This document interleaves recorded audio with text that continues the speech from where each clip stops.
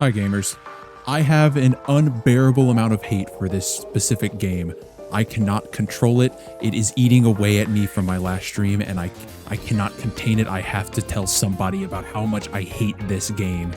So the only other games I think are comparable to my hate is Valorant or Smite when I used to play that game. And it's eating away and I need to talk about it. Now this will be basically a 5-minute hopefully review of this of Alan Wake 2, and I just wanted to go right into it. So the things that are great about the game: the story, pretty good, you know, it's got some obvious beats, you can tell exactly where it's going to go at some points, and that's whatever. And my cat's meowing and I'm leaving that in because I don't care.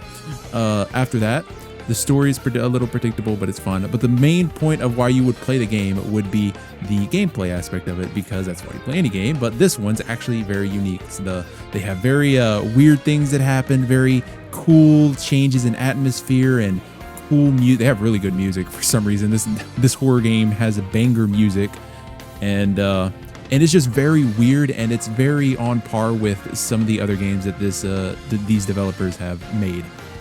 So that's the main reason you would buy it, because it's crazy. You'll never see it coming. You know, you never know what's coming next, and it's just a fun experience. Now, what angers me the most is the gameplay. It is one aspect of the gameplay, and then the bugs. So there's a lot of just the most annoying bugs you can ever experience. So there's one bug where if you play for, you know, around an hour to 2 hours, not very long, you'd expect, you know, just a little bit, you know, you're just getting your gamer seat warm at that point.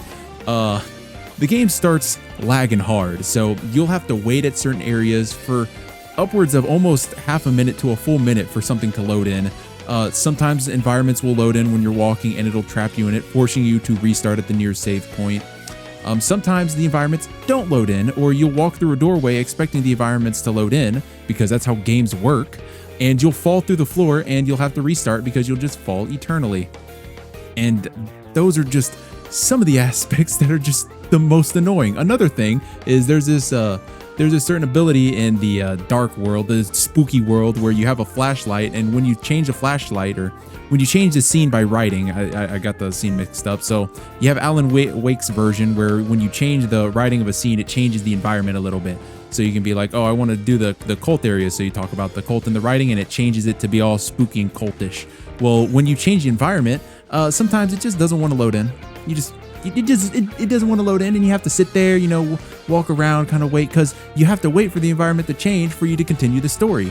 If you don't wait for the environment to change, or if the environment doesn't change, you can't continue, because when the environment changes, it opens new paths and new objects for you to pick up to continue. So you're just sitting there waiting forever for a core aspect of the game that just won't load in.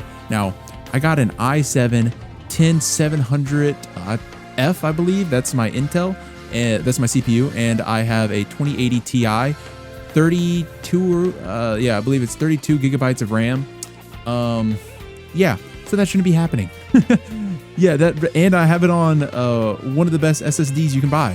So that shouldn't be happening at all. I'm clearing the minimum requirements pretty far. Now, this might be because I'm streaming or something, that I know that puts a load on it too, but I'm also hitting terrible frames. I'm thinking like 40-ish frames. It feels terrible to turn. The gameplay, if it worked, it would be an okay game, but it just does not work a lot of the time. Most of the time when it starts hitting that lagging part, I'm assuming it's a memory leak of some kind, and I'll have to close out my game completely and then reopen it for it to load normally for, you know, an hour. So, you know, I get to play normally for an hour before I have to close the game again. Now, another aspect, the other aspect that is the most frustrating thing is this board where you put up things. It's kind of like you're supposed to be playing as a detective, and so there's these boards where you link certain aspects to each other so that you can uncover the truth, you know, kind of how all those cheesy detective crime shows would do it. But the thing is, most of the time, the things that you put on the board are things that you've already discovered. So the board is supposed to use to refine what you're discovering. So you're like, oh, this guy has coffee. So let's say someone took a mug of coffee, this guy has a warm cup of coffee on his desk, and this guy is known for taking coffee, therefore he's the one who stole the coffee. That's the sort of deduction that you're getting. So you see that he's known for stealing coffee and he has coffee on his desk, and you're like, okay, obviously he stole the coffee. But you can't progress the story until you put that on the board. So you got these boards that have like dozens upon dozens of things that you have to fill out. And it's not just one board of the main story. They got multiple different boards that you literally cannot progress the story unless you fill out certain boards. And once you fill it out, then a dialogue option will pop up. And it's just some of the most obvious story beats that you already know. They've already clarified to you, like, oh, the guy stole the coffee. You're like, okay, the guy stole the coffee. Oh, wait, I can't tell him he stole the coffee? I can't tell the detective that they stole the coffee? No, I have to put it on my board first so that I can then be like, oh, I think John stole the coffee. And then you can go talk to the detective and be like, I believe it's him who did it. And if you don't do that, guess you're just sitting there until you figure out that you didn't fill out your board fully to be able to unlock that option. It's so angry. I stayed at a section of the game for 30 minutes because I didn't click on I didn't pick up a certain piece of paper somewhere. I didn't get this certain little piece of paper that I already knew what was happening in the story and put it on my board so that I can tell a person that, oh yeah, that paper is important.